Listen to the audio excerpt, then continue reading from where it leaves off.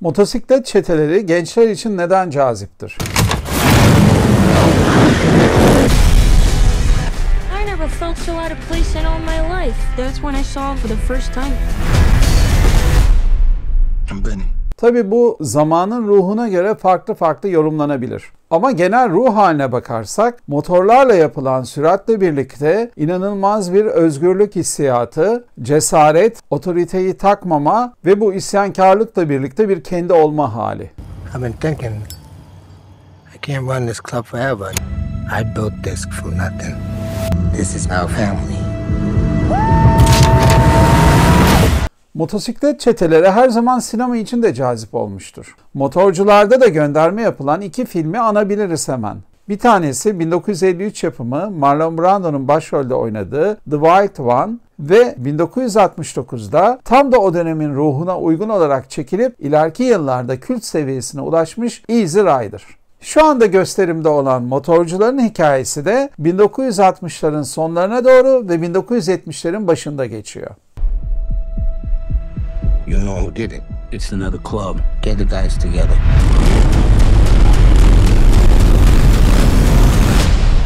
Burn it down.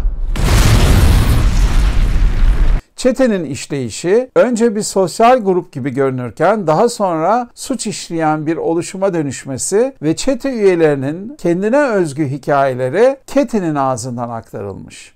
Peki Cathy kim? Cathy, çetedeki bebek yüzlü Benny ile takılan ve daha sonra onunla evlenen Chicago'lu sıradan bir kadın.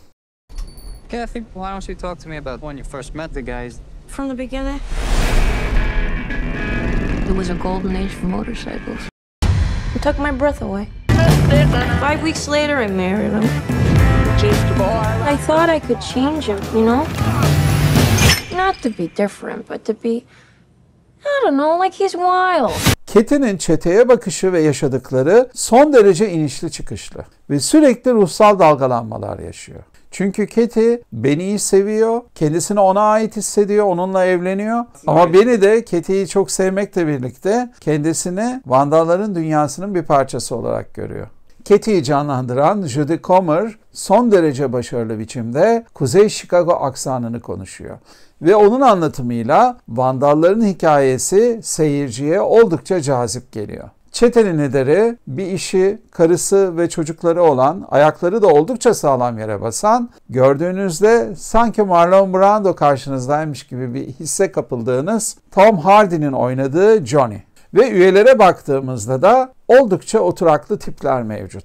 Yönetmen Vandalların dinamiği ve çete üyelerinin iç dünyalarıyla ilgilenmiş daha çok. Onların yeni şubeler açmaları, genişlemeleri ama genişlemeyle birlikte de değişen şartlarda giderek suça bulaşmalarını hikaye ediyor. After that, things with the club really changed. Is that what this club is now? Austin Butler'ın canlandırdığı bebek yüzlü Benny de neredeyse tüm üyelerden bir parçayı temsil ediyor. Hem kaygısız, hem cesur, hem özgür ruhlu, hem de otoriteye karşı meydan okuyan bir kişilik. Hey, you can't have those colors on in here. You'd have to kill me to get this jacket off. You won't sit down.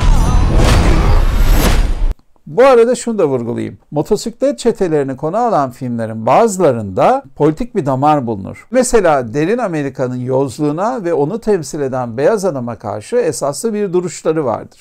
Bu film o anlamda donuk bir film. Yönetmenin sürekli oyuncusu Michael Shannon'dan gerçek hayatta da motosiklet tutkunu olan Norman Reedus'a kadar çok güçlü bir oyuncu kadrosu kurmuş ve karakterler gerçekten çok iyi yazılmış. Yönetmen Jeff Nichols'ı bol ödüller aldığı filmlerinden tanıyoruz. Farklı türlerde olan bu filmlerden bazıları Take Shelter, Midnight Special, Mad ve Loving. Yönetmen filmin şarkılarında da o döneme ait çok isabetli seçimler yapmış. Sonuç itibariyle motorcuların motosiklet çetelerini konu alan filmler kategorisinde iyi bir yere oturduğunu söyleyebiliriz. You can't have him. If he wants to ride a bike, he'll ride a bike.